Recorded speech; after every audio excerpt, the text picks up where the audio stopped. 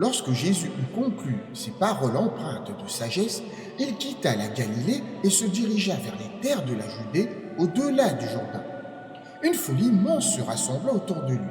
Et là, avec une compassion divine, il guérit leurs malades. Alors, les pharisiens s'approchèrent pour le mettre à l'épreuve, lui demandant: est-il permis à un homme de répudier son épouse pour n'importe quel motif? Jésus répondit: n'avez-vous pas lu que Yahweh, le Créateur, dès les commencements, façonna l'humanité à son image, homme et femme?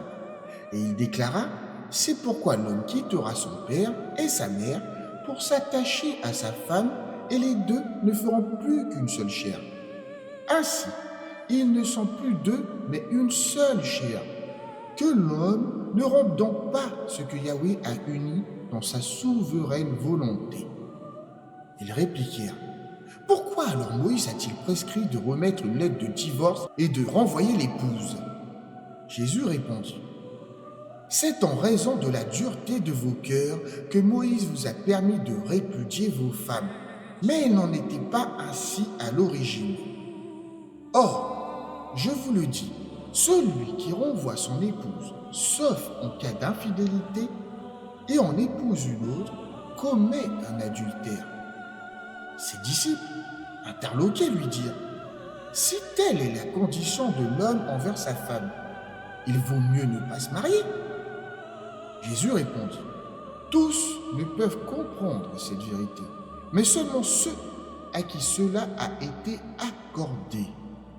Il y a des eunuques qui le sont dès le sein de leur mère, d'autres qui le sont devenus par les hommes, et certains qui se sont fait eunuques pour le royaume des cieux.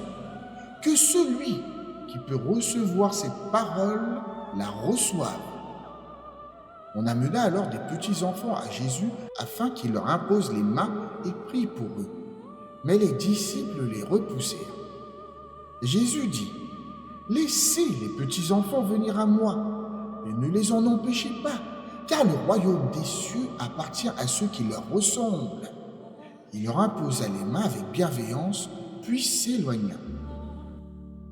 Un homme s'approcha alors et demanda: maître, quelle bonne œuvre dois-je accomplir pour obtenir la vie éternelle? Jésus répondit: pourquoi m'interroges-tu sur ce qui est bon? Un seul est bon, Yahweh. Si tu veux entrer dans la vie, observe ses commandements. Lesquels? Demanda l'homme. Jésus répondit: tu ne tueras point, tu ne commettras point d'adultère, tu ne déroberas point, tu ne porteras point de faux témoignages. Honore ton père et ta mère, et aime ton prochain comme toi-même. Le jeune homme répliqua: j'ai observé tout cela. Que me manque-t-il encore? Jésus lui dit: si tu veux être parfait, vends tout ce que tu possèdes, donne-en le fruit aux pauvres, et tu auras un trésor dans les cieux. Puis viens, suis-moi. À ces paroles, le jeune homme s'en alla, accablé de tristesse, car il possédait de grandes richesses. Jésus dit alors à ses disciples: en vérité, je vous le dis, il est difficile pour un riche d'entrer dans le royaume des cieux.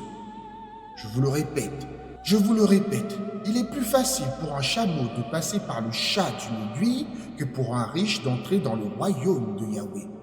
Les disciples, abasourdis, demandèrent: qui donc peut être sauvé? Jésus posa sur un regard empreint de sérénité et dit: aux hommes cela est impossible, mais à Yahweh tout est possible. Alors Pierre prit la parole et dit: nous avons tout quitté pour te suivre. Qu'en sera-t-il pour nous? Jésus leur répondit: en vérité, je vous le dis, au renouvellement de toutes choses, lorsque le Fils de l'homme siégera sur le trône de sa gloire, vous qui m'avez suivi serez également assis sur 12 trônes pour juger les 12 tribus d'Israël. Et quiconque aura quitté à cause de mon nom ses frères, ses sœurs, son père, sa mère, sa femme, ses enfants, ses maisons ou ses terres, recevra 100 fois autant et héritera la vie éternelle. Mais sachez-le, Beaucoup des premiers seront les derniers, et les derniers seront les premiers.